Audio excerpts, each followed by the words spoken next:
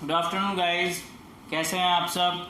This is your Mohammad Aqib Hussain and today we are going to start about the formation of call.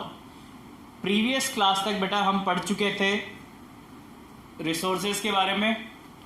Call हमने start कर दिया था, call के types हम पढ़ चुके थे, कुछ यूजेस हमने देखे थे। आज हम देखते हैं कि फॉर्मेशन किस तरीके से होता है कॉल का, कहाँ से आया है ये कॉल। आप कह रहे हैं कि रिसोर्सेज होते हैं 3 टाइप्स के, हम इस चैप्टर में पढ़ेंगे call, petroleum and natural gas. तो ये बेसिकली आया कहाँ से बेटा, तो आज उसके बारे में हम डिस्कस करेंगे बेसिकली। तो हम आज पढ़ने जा रहे हैं बेटा फॉर्मेशन ऑफ कॉल के बारे में आज हम डिस्कस करेंगे, ठीक है। चलो भाई, अब फॉर्म कैसे हुआ कॉल हमें यही बताना है आपको। तो देखो बेटा, था क्या, बहुत साल पहले, सदियों पहले, मिलियंस ऑफ ईयर्स पहले क्या था, एक डेंस फॉरेस्ट था अर्थ के ऊपर, एक घना जंगल हुआ करता था जहां पर क्या था, कुछ भी नहीं था, सिर्फ हर तरफ क्या था, पेड़ पौधे ही पेड़ पौधे, जंगल ही जंगल था। जैसे ही धीरे धीरे क्या हुए, जो प्राकृतिक आपदाएं जिसे बोलते हैं, नेचुरल डिजास्टर जिसे आप बोलते हैं, जैसे फ्लडिंग हो गई, अर्थक्वेक आ गए, या कुछ भी और भी दूसरी चीजें हो गई, जो प्राकृतिक आपदाएं जो नेचुरली होती हैं, डिजास्टर जिन्हें हम बोलते हैं, वो आई। उन डिजास्टर की वजह से क्या हुआ, जो फॉरेस्ट अर्थ के ऊपर वाले पार्ट पे था वो क्या हो गया बेटा, सब डिस्ट्रॉय हो गया, सब अस्त व्यस्त हो गया। और क्या हुआ, उसके ऊपर सॉइल की लेयर डिपॉजिट हो गई। With the passage of time, जैसे जैसे समय बीतता गया, कुछ ईयर्स निकलते गए, उसके ऊपर फिर से वापस वैसा ही प्रोसेस हो गया, वापस से पेड़ लग गए, घने डेंस फॉरेस्ट आ गया।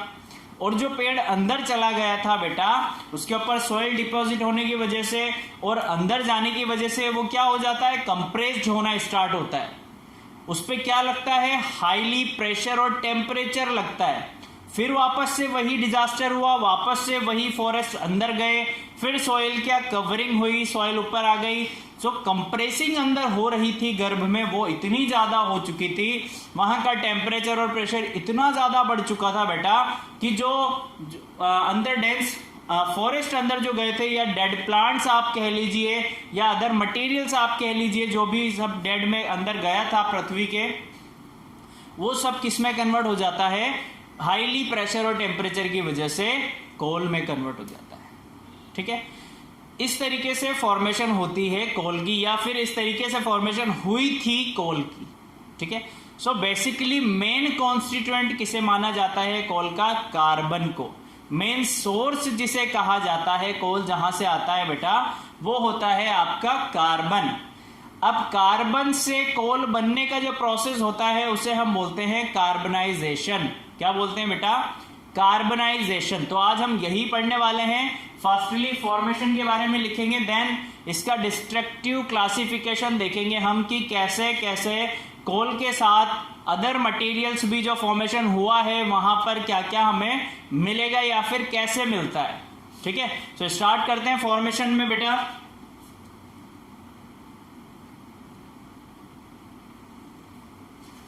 कि पॉइंट हम लिखेंगे यहां पर, लॉन्ग टाइम बैक, सदियों पहले, long time back,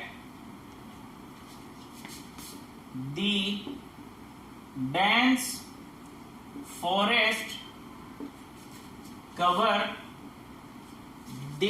forest cover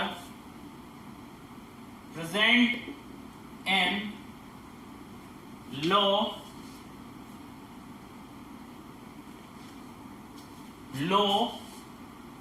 lying wetland areas of earth got buried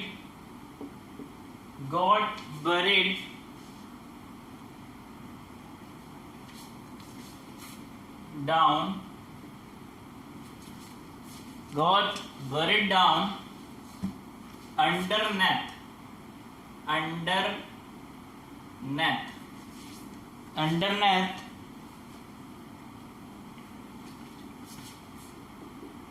the soil due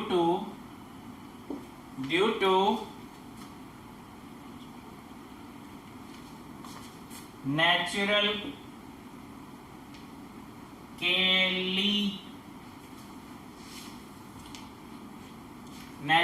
calamities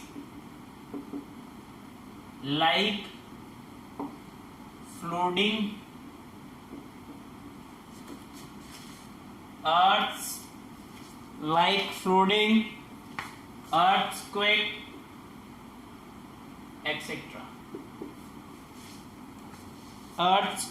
etc. ठीक है। सो हमने यही लिखा है बेटा कि सबसे पहले जो घना जंगल था उसका धीरे धीरे क्या हुआ, नेचुरल डिजास्टर होने की वजह से वो क्या कहां पर चला गया, नीचे चला गया। ठीक है, अर्थ अंडरनेथ हो गया है, डेथ। ठीक है, फिर आगे क्या हुआ, with the passage of time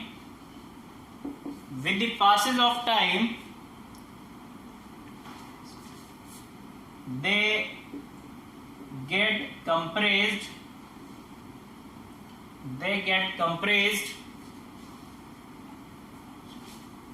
as more soil deposited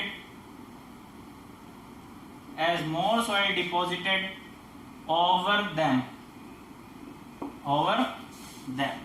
ठीक है, जैसे जैसे सॉइल ऊपर चढ़ती गई वो क्या होता गया, कंप्रेस्ड होता गया। दे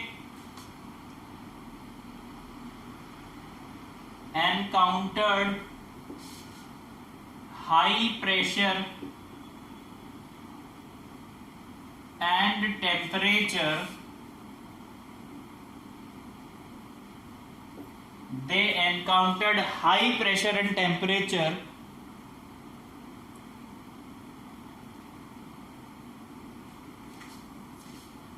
as they descended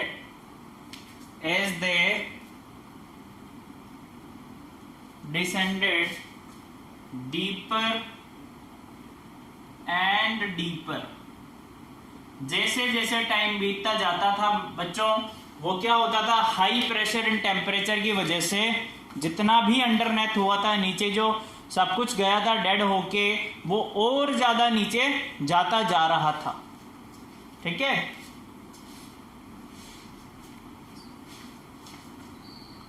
under high temperature and pressure,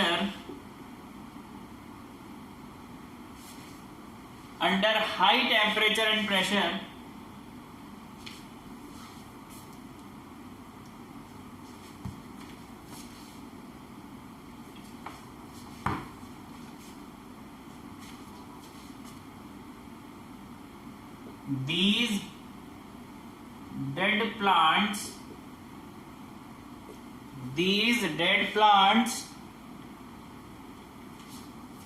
slowly got converted into coal। ठीक है बच्चों, तो इस तरीके से क्या बना, कोल बना। अब कोल जो बनने का जो प्रोसेस हुआ था उसमें जो मेजर कॉन्स्टिट्यूएंट है कोल का, दैट इज कार्बन। तो वो वाली चीज भी हम लिख लेते हैं बेटा,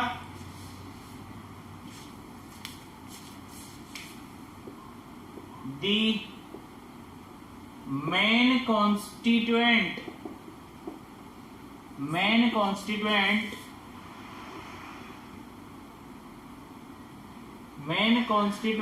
of coal is carbon, therefore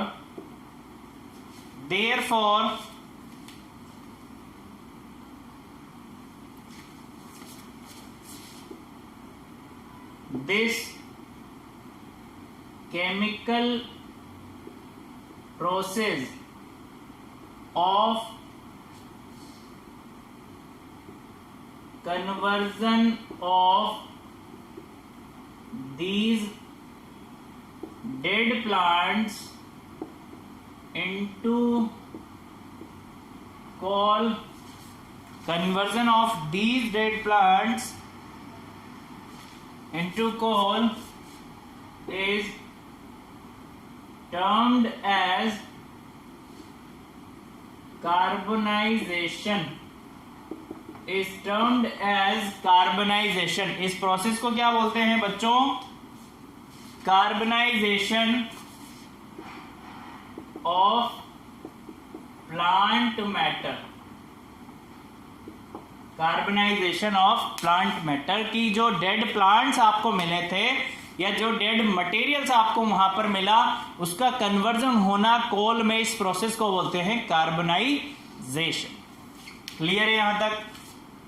चलो अब आप इसका स्क्रीनशॉट ले लो या जल्दी से नोट डाउन कर लो। देन हम पढ़ते हैं बेटा डिस्ट्रक्टिव क्लासिफिकेशन या डिस्टिलेशन कैसे हुआ है कोल का।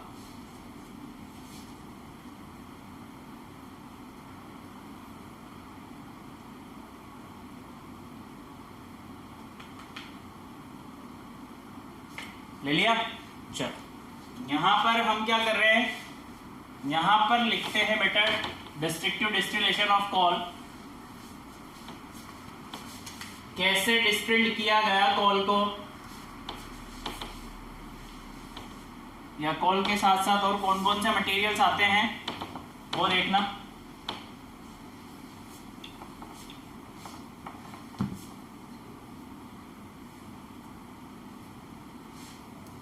ये फर्स्टली हमें मिलता है कोल, ठीक है।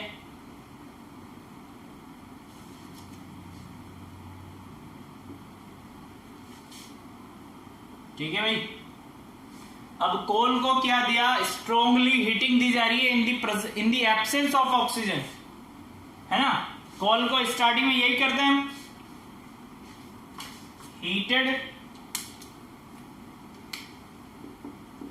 heated strongly in the absence of oxygen। Oxygen की एब्सेंस में जब कोल को बेटा क्या करोगे, हीट दोगे, तो कोल कन्वर्ट हो जाता है दो न्यू सब्सटेंसेस में। वो क्या क्या है देखो, एक तो मिलता है सॉलिड रेजिड्यू जिसे आप बोलते हैं कोक, सॉलिड रेजिड्यू कोक। और साथ में क्या मिलते हैं बेटा, हॉट वेपर्स, ठीक है। जैसे ही आपने स्ट्रांगली हीटिंग दी, एक पार्ट में आपको मिल गया सॉलिड रेजिड्यू और हॉट वेपर्स भी मिलते हैं, ठीक है। अब देखो आगे क्या होगा, इस हॉट वाटर को जब आप क्या करोगे, कूल्ड करोगे, ठंडा कर रहे हो आप, क्या कर रहे हो, ठंडा, cold and bubbled through water. जैसे ही इस वाटर वेपर पे आपने क्या किया, ठंडा पानी डाला, सो क्या हो जाएगा बेटा, ये भी कन्वर्ट हो जाता है दो पार्ट में,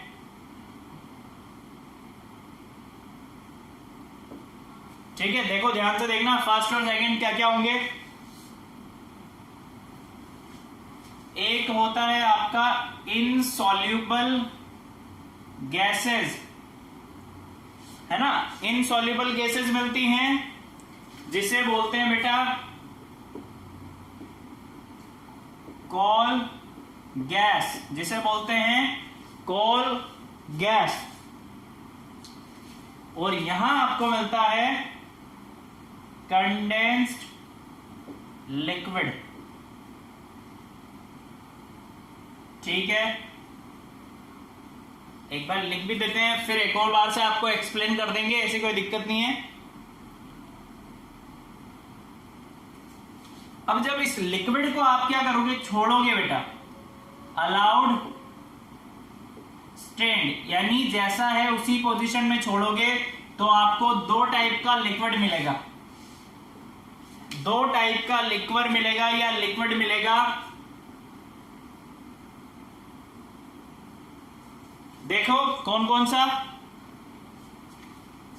एक होगा आपका अपर लेयर, है ना, एक है लोअर लेयर, दो लेयर आपको मिलेंगी। अब इन अपर लेयर और लोअर लेयर में क्या है बच्चों, वो देखो, ये होता है आपका लिक्विड अमोनिया,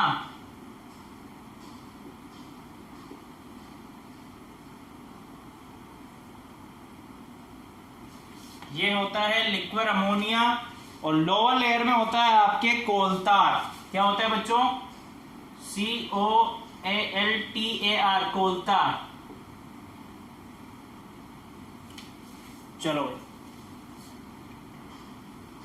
और ये जो डायग्राम हमने बनाया है, ये है बेटा आपका फ्लो चार्ट, किसका है,